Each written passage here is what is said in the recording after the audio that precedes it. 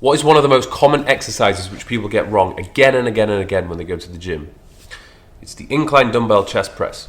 And from all my years of being a coach and watching other people do this exercise, it's one which people struggle with massively. And it's one of the reasons why so many people out there struggle to have any kind of upper chest development. So I put this video together to try and break it down for you and talk you through all the cues and things you need to bear in mind when doing this exercise. Now, when we're setting up for this exercise, there isn't a perfect angle which you could always go for. I would recommend varying it up from time to time. Obviously, that's just going to place different levels of tension on different parts of the upper pec. But obviously you don't want it to be too high because then you move into the front delt territory. We want to be able to bring our elbow across the pec. So some people think, oh no, this is a dangerous position to be in, you want to keep your elbows pointing forward more. But if you're doing that, you're going to be recruiting more of your front delt. We want to isolate this area here. In order to do that, you need the elbow out and you need to bring the elbow across, shorten this area, out, lengthen it, and then across again. Alright, so obviously we'll start at the top. Yep. First thing I want to do is to get into position, so you're going to retract your scapula, pinch back, but keep in this position, yeah? So I want you to think about keeping your elbows quite wide as you come down. You're going to come down into this position, roughly to about there, because you want to get to the point where you've stretched the pec. But I don't want you to go all the way down, because then you run the risk of causing issues when it comes to your shoulder, and then you place too much tension on the front delt. So round about to the point where you're like, okay, this feels comfortable for me, I feel the stretch on my pec. And then this is the most crucial part, okay? You need to keep your shoulders pinned in position. And then you're gonna think about driving your elbows together. So shorten the pec, elbows together, shorten the pec. Good, and then right at the top, I want you to try and just contract, yeah? So just feel everything squeeze together. Do that again for me. Up, and then big squeeze at the top, yeah? How's that feel? It does feel good. It's just in the chest. Remember, elbows together, bring those elbows close together, closer, because we want to shorten them. There we go. Okay. Stretch, up, shorten elbows together, squeeze it, good. Give me 4 more.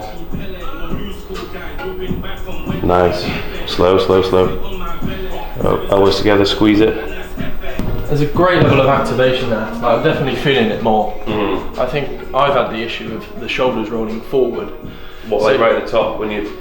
Yeah, at the top, and it's just keeping them locked in. Yeah. And just bringing that elbow forward and across. Yeah. That's the challenge. So I think your hands on that it did help mentally to kind of keep them back. So this is the issue, like, so many people when they're doing the incline dumbbell press, they just get a weight that's way too heavy for them.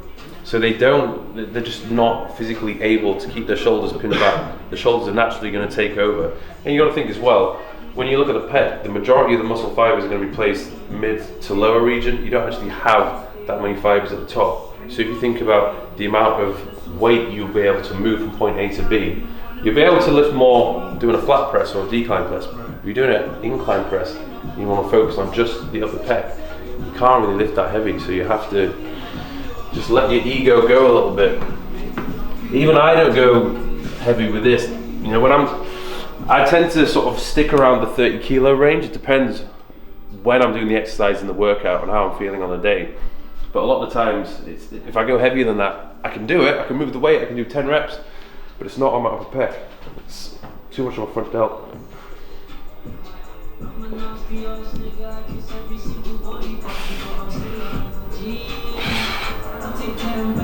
And I usually recommend most people do this slow because it gives you more time to think about what it is that you're doing.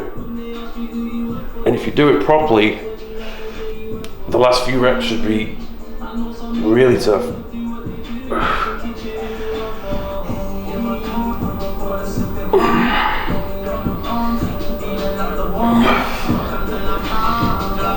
I was tripping out there. I thought, what the hell is that?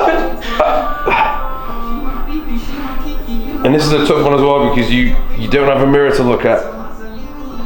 So if you can, film yourself. What would you usually do?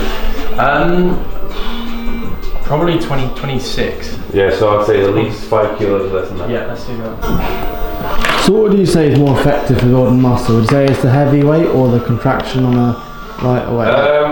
It's basically you just need to place more stress upon the muscle. And there's a number of different ways to do that. You can place more stress upon it by lifting a heavier weight. But if you're lifting a heavier weight, and you're placing more stress or tension on other muscle groups, not on the target muscle, then it's kind of pointless. You start your set with the weight at the top, right? Yeah. So you see, I would start at the bottom. Yeah. So that's a bit of a challenge. Just starting at the top Yeah, with a heavier weight, isn't it? The thing is, if you start at the bottom, you might not have got yourself set up in the proper position. Yeah. I want the weight up, push up to the top, however you would do that, Yeah. and that's when you get yourself into position. So you pull your shoulders back. Because trying to pull your shoulders back when you're in this position, it's pretty awkward. You know what I mean? You don't really know what you're feeling for. So get out in front of you, retract, get yourself in position, and then go. It's like you're doing this, bam, and then bam. Yeah. So they're coming sort of back together and down slightly, or no? Yeah. Okay. But I don't, like I've told people to do that, and then they over exaggerate it. So they're like concentrating as much as possible on keeping it back, that they then are not concentrating as much on everything else they're supposed to be doing. Right. So you need to, it's like, I guess because I've done it for so long, I don't need to think about it. It's like, it's just automatically happening for me. I know that needs to be the case, but for somebody else to do that, it's going to take a great deal of concentration. Yeah. So, position yourself, shoulders right back. Nice and slow. Elbows together, right together. And squeeze out of the chest, good.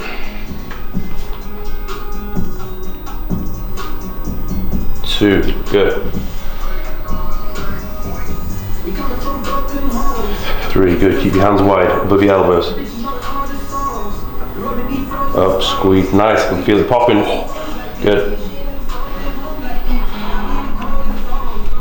Good. Keep it wide. Nice. Two more, yeah?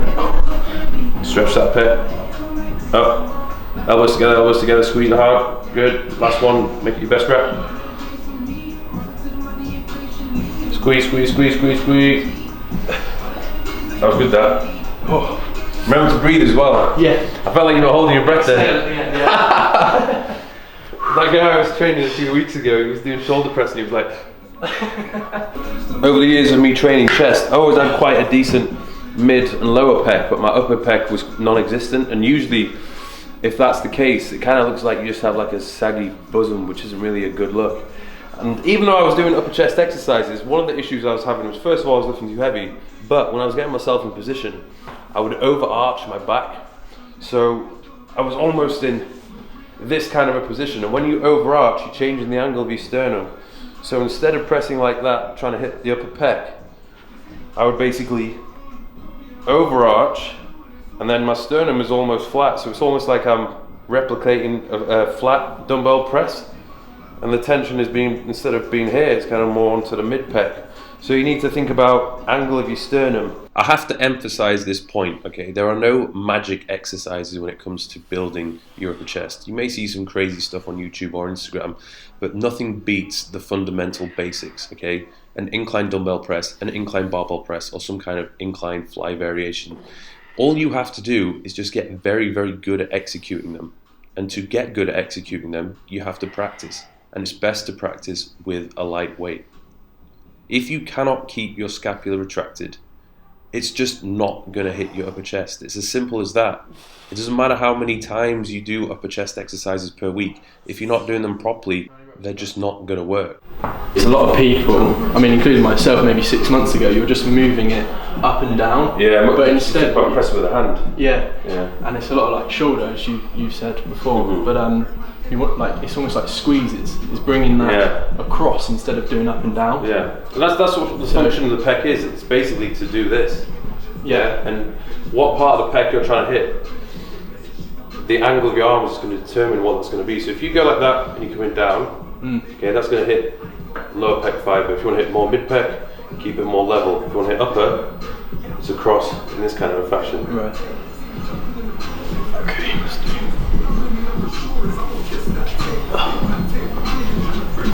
So start, bring them together, and then pull the shoulders right back. Okay. Remember to breathe this time, yeah?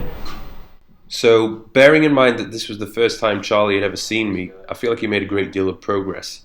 A combination of slowing down the tempo, lifting lighter, and just thinking differently about how he was moving those weights made a huge difference. And you've got to think, when I asked him earlier how much weight he would usually do for this exercise, he said 26 kilos. And lowering the weight down to 20 was still a struggle for him. I mean, he managed to do it, but the issue which he had when lifting the 20 kilos was the right shoulder was creeping forward towards the end of the set, sometimes halfway through the set. So if he wanted to get better at this exercise, yes, he's going to have to practice, but he's going to have to practice with even lighter weight. I would suggest between 15 and 20 kilos, so you can help bring up the weaker side, his right side, to match the left. Some people have an imbalance in their pec. And they're like, why is that the case? Why is it I'm getting a bit of contraction on one side than the other? And usually it's actually because they have an imbalance in their back. Okay. Like they have an ability to retract more with one side compared to the other. Because I noticed when you were failing there, your right shoulder was creeping forward a little bit. Okay. And if that's the case, you keep this one back and the right one creeps forward. When you're contracting, you'll get a better contraction with the left. Yeah. And you get more delt work on your right. Okay. So that's, again, something you have to be aware of, which you might not necessarily notice when you're pressing. Whereas if I'm looking from this angle, I can see that shoulder was creeping forward. Okay. So if it is the back, then what would you recommend exercises to correct that? Build a strong back, Yeah. Okay. Because like sometimes when I've had people training chest, and I've had them concentrating massively on keeping their shoulders back.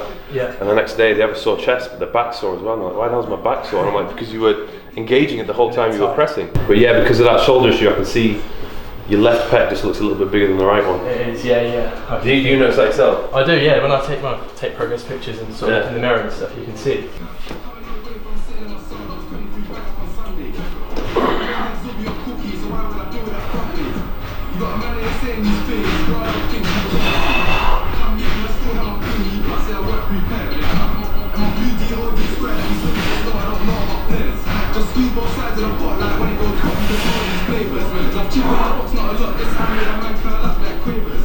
So that's the video, guys. Thanks for watching. Give it a thumbs up if you did.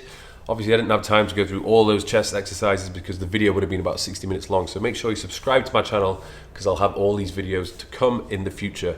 If you want to check out my training programs, hit the link in my description box, mikethurston.co.uk. Everything can be found there. And yeah, upper chest, it's one of those things that's going to take practice, but if you go out there, take your time with it, lift lighter weights and really focus on what it is that you're trying to do, hopefully you're going to get that upper chest which you've been after. So thanks for watching, see you guys soon.